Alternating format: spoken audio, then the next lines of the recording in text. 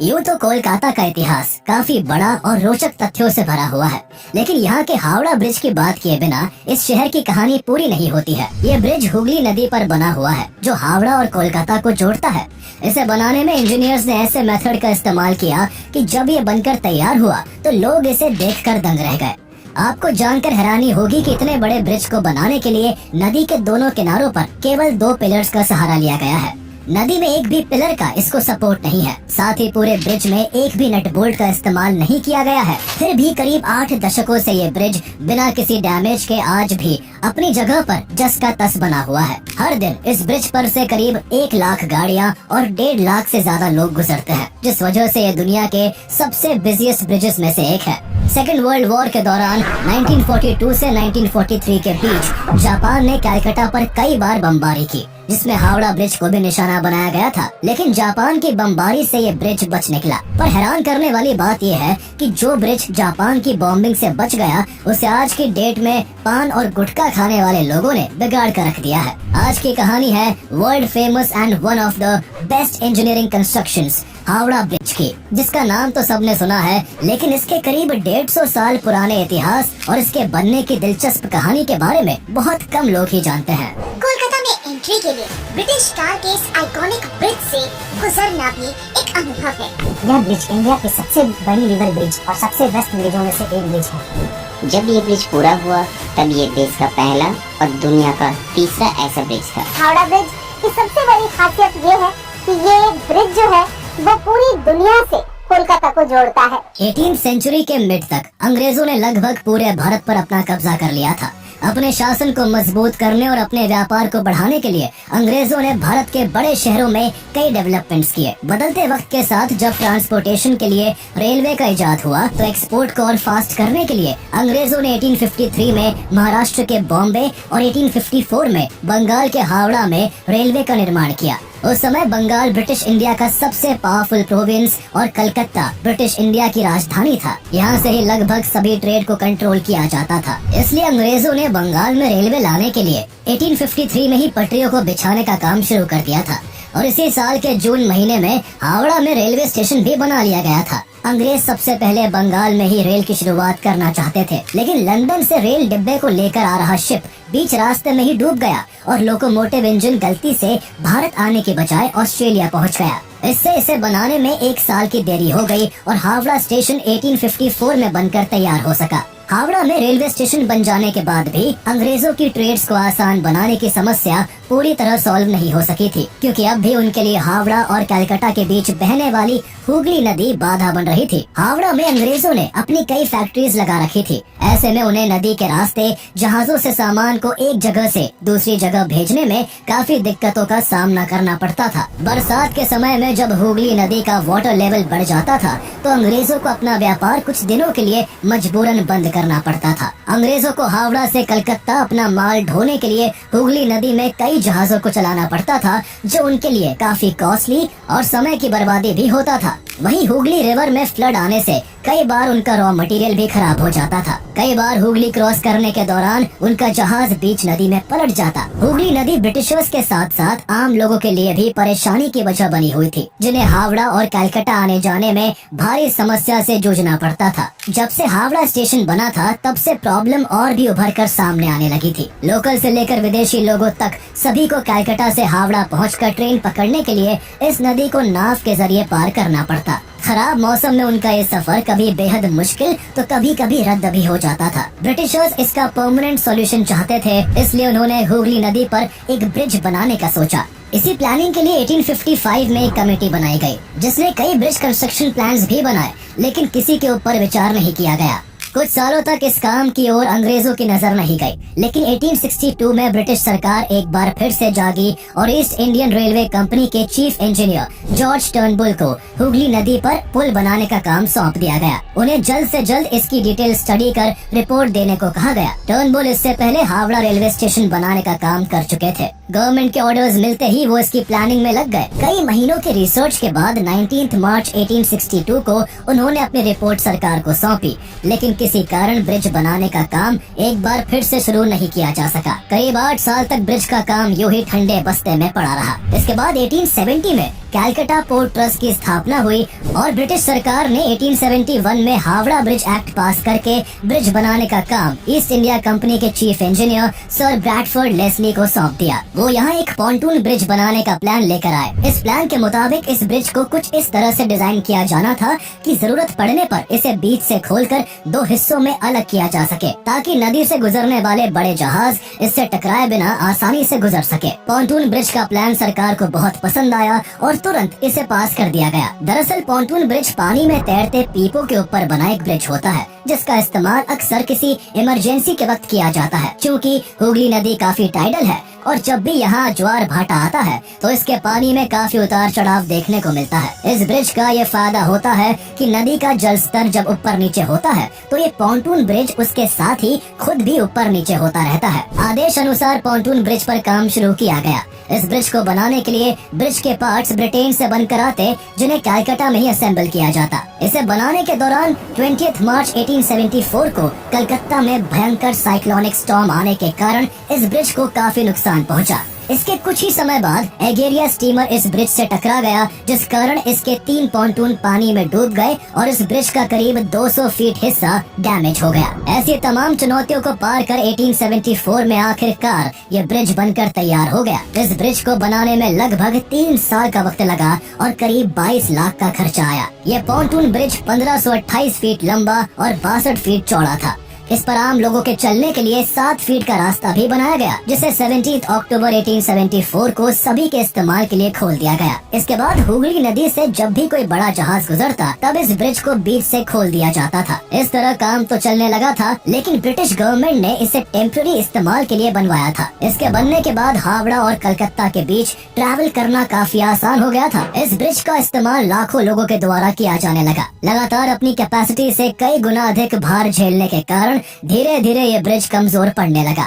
लेकिन ब्रिटिशर्स ने इसकी हालत पर कोई ध्यान नहीं दिया और आगे भी कई सालों तक इसे इस्तेमाल किया जाता रहा। गाड़ियों और लोगों के लिए हुगली नदी पार करने के लिए पॉन्टून ब्रिज तो रास्ता दे चुका था, लेकिन अब भी कैलकाटा की कनेक्टिविटी रेलवे से नहीं हो पाई थी। ब्रिटिश गवर्नमेंट कैलकाटा को दूसरे स्टेट्स के शहरों से रेलवे द्वारा कनेक्ट करना चाहती थी। रेलवे ब्रिज के डिजाइन और उसकी प्लानिंग का काम भी पॉन्टून ब्रिज को बनाने वाले chief engineer sir Bradford Leslie को सौंप दिया गया। लेस्ली ने इस काम में अलेक्जेंडर मेडोज रेंडल का साथ लिया और दोनों ने मिलकर डिजाइन तैयार करके इस ब्रिज के चीफ इंजीनियर आर्थर जॉन बैरी को सौंप दिया। 1882 में इस ब्रिज को बनाने का काम शुरू कर दिया गया और 1887 में ये बनकर तैयार हो गया।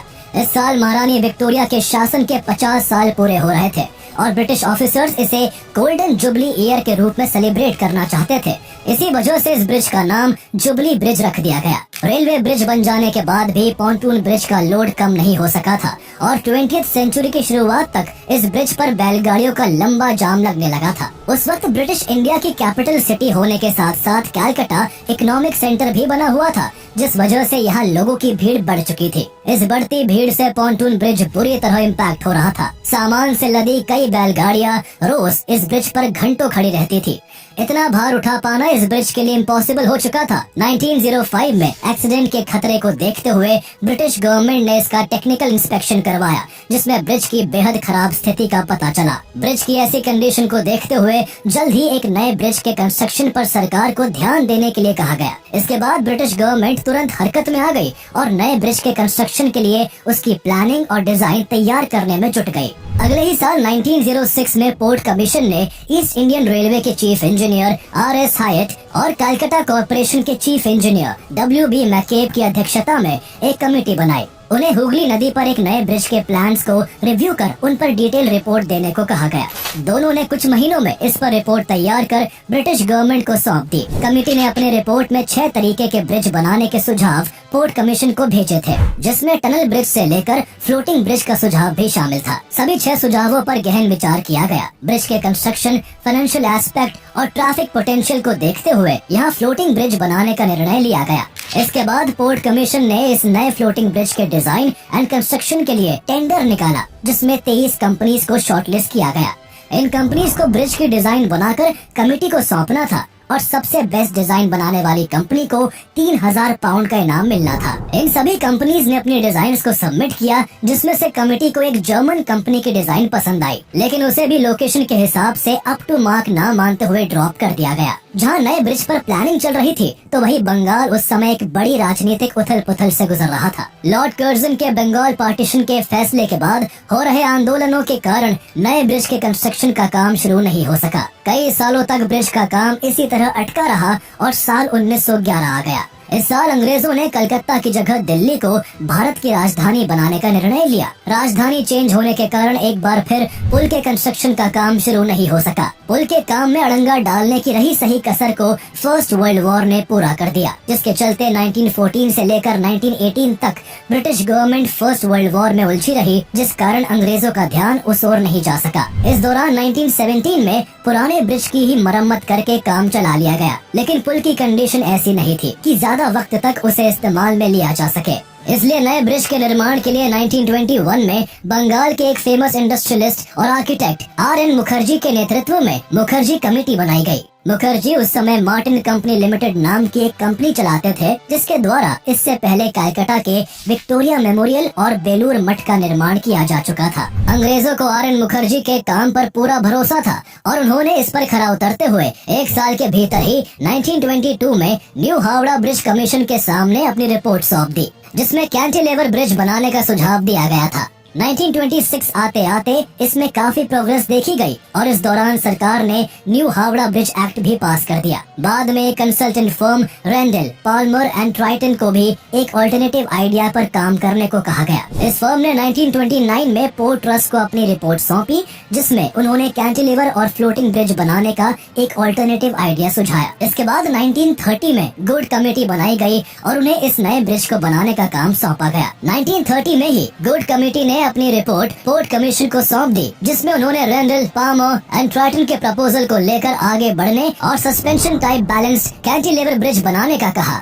इसके बाद इस फर्म ने नए ब्रिज की डिजाइन तैयार कर कमेटी को सौंप दी। इस कमेटी ने नए ब्रिज को बनाने के लिए टेंडर निकाले। टेंडर में सबसे कम बोली एक जर्मन कंपनी ने लगाई, लेकिन जब तक बात आगे बढ़ती तब तक 1935 आ गया था। उस समय तक जर्मनी और ब्रिटेन के बीच रिश्ते बेहद खराब होने लगे थे, जिस कारण इस कंपनी को कॉन्ट्रैक्ट नहीं दिया गया। टेंडर में लगाई गई बोली के आधार पर इसे बनाने का काम एक British company Cleveland bridge and engineering company limited को सौंप दिया गया। 1935 में ही सरकार ने इस नए ब्रिज के कंस्ट्रक्शन के लिए न्यू हावड़ा ब्रिज एक्ट को अमेंड किया, जिसके बाद 1936 में Cleveland bridge and engineering company limited ने न्यू हावड़ा ब्रिज का कंस्ट्रक्शन शुरू कर दिया। साथ ही पोर्ट कमीशन ने इसके फैब्रिकेशन एंड इरेक्शन के काम के लिए हावड़ा की ही एक firm Braithwaite Burn and Jessop construction company limited को शामिल कर लिया। इसके बाद हुगली नदी में उपस्थित भारी मात्रा में गादों को निकाला जाने लगा। एक रात जब नदी के तट से गाद निकाला जा रहा था, तभी एक विशालकाय टावर गलती से छूट गया,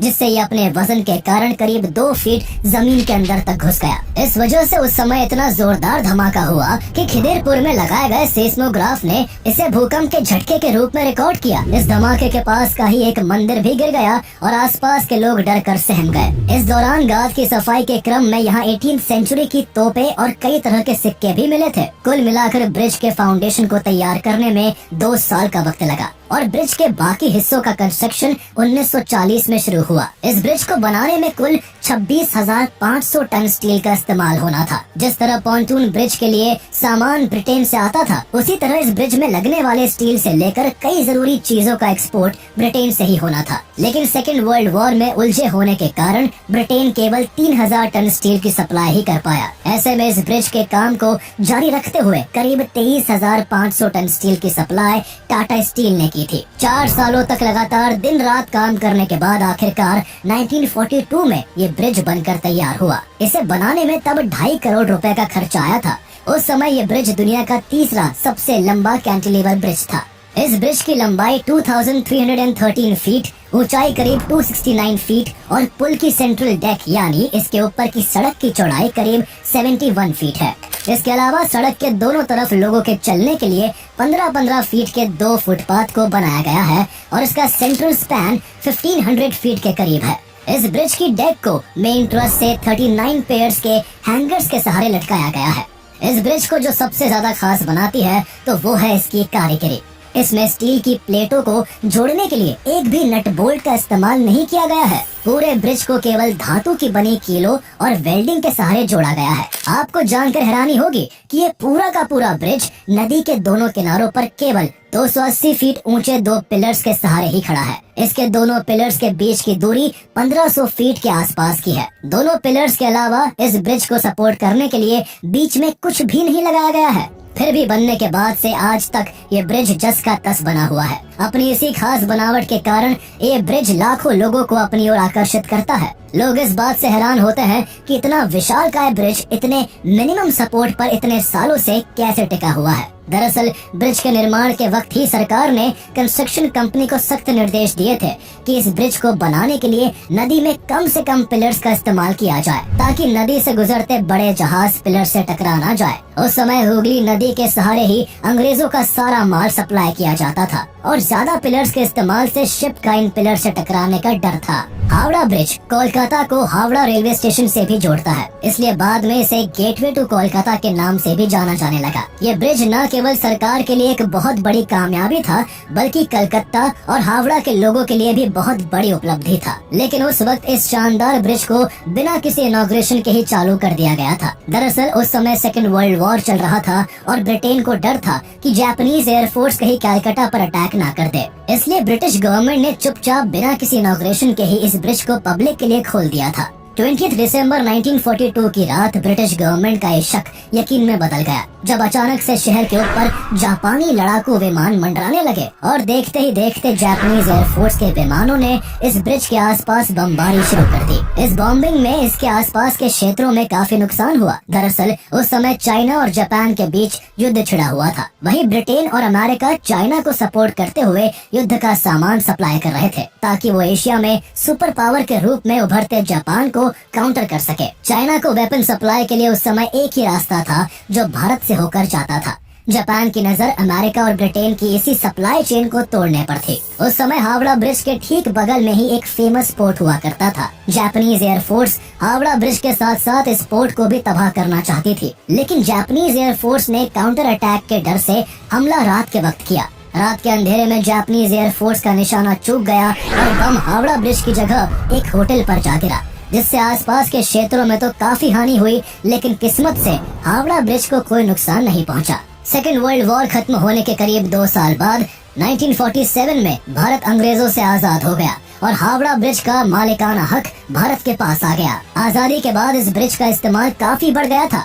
उस समय कलकत्ता और हावड़ा को कनेक्ट करने के लिए ये एकमात्र ब्रिज हुआ करता था। 1993 से पहले तक इस ब्रिज पर ट्रैम भी चला करती थी, लेकिन अन्य गाड़ियों से पड़ने वाले बेतहाशा लोड के कारण 1993 में इसे बंद कर दिया गया। अपने यूनिक स्ट्रक्चर और इम्पोर्टेंस के चलते ये ब्रिज इतना पॉपुलर हुआ कि देश और विदेश के कई फिल्म डायरेक्टर्स ने इस ब्रिज को अपनी फिल्मों में दिखाया। 1965 में इस हावड़ा ब्रिज का नाम महान पोएट रविंद्रनाथ टैगोर के ऑनर में उनके नाम पर रविंद्र सेतु कर दिया गया, लेकिन आज भी लोगों की जुबान से इसका पुराना नाम नहीं उतर पाया है और लोग इसे हावड़ा ब्रिज के नाम से ही जानते हैं। 1970 के दशक तक बंगाल की बढ़ती आबादी और कमर्शियल एक्टिविटीज में आई तेजी के बाद इस ब्रिज पर दबाव काफी बढ़ गया था।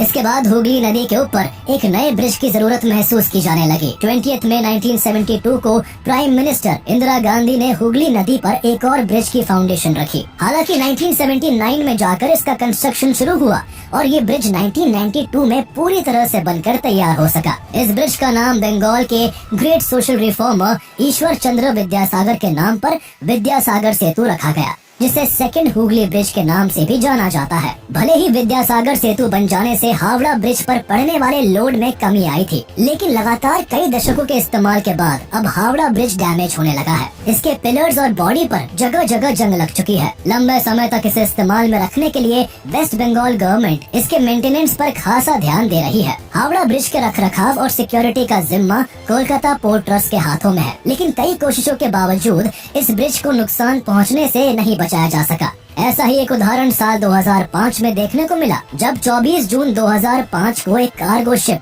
MV मणि हुगली नदी से गुजरने के दौरान हावड़ा ब्रिज से टकरा गई। इस टकराव से ब्रिज के 40 क्रॉस ग्रेडर्स टूट गए और इसके 2 ट्रॉली गाइड भी टेढ़े हो गए थे। बाद में इसे रिपेयर करवाने में करीब 8 टन स्टील की जरूरत पड़ी और कोलकाता पोर्ट ट्रस्ट को इस पर 50 लाख खर्च करने पड़े थे। रिपेयरिंग के बाद ब्रिज का यह हिस्सा तो ठीक हो गया था, लेकिन एक चीज थी जो इस ब्रिज को धीरे धीरे खोखला करती जा रही थी। ब्रिज के पायों समेत कई हिस्सों में बुरी तरह जंग लगने लगी थी, जो लगातार बढ़ते ही चले जा रही थी। कोलकाता पोर्ट ट्रस्ट ने जब जंग लगने के कारणों और उसके नुकसान का पता करने के लिए साल 2011 में इस ब्रिज का इंस्पेक्शन किया, तो बहुत ही हैरान करने वाली बात सामने आई। इंस्पेक्शन रिपोर्ट से पता चला कि इसके खंभों में जंग लगने के कारण इसकी मोटाई लगभग आधी हो चुकी है और पुल में लगे हैंगर की मोटाई 6 मिलीमीटर से घटकर केवल 3 मिलीमीटर रह गई है। इतने बड़े नुकसान के पीछे पान मसाले और गुटखे की पीक सबसे बड़ा कारण थी। पान और गुटखा खाने वाले लोग ब्रिज से गुजरते हुए वही थूकते हुए निकल जाते हैं,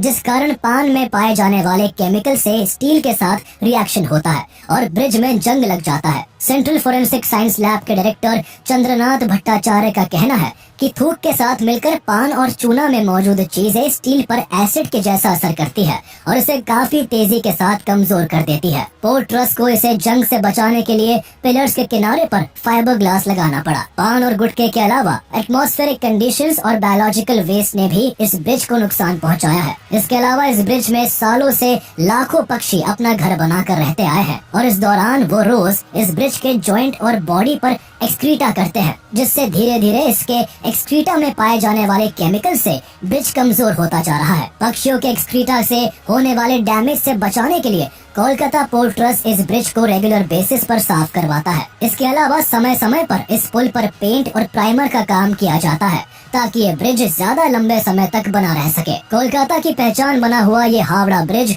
आज 80 से ज्यादा सालों बाद भी लोगों के काम आ रहा है। अगर सब कुछ सही रहा तो ये ब्रिज कई और दशकों तक यूं ही कोलकाता और हावड़ा की शान बना रहेगा।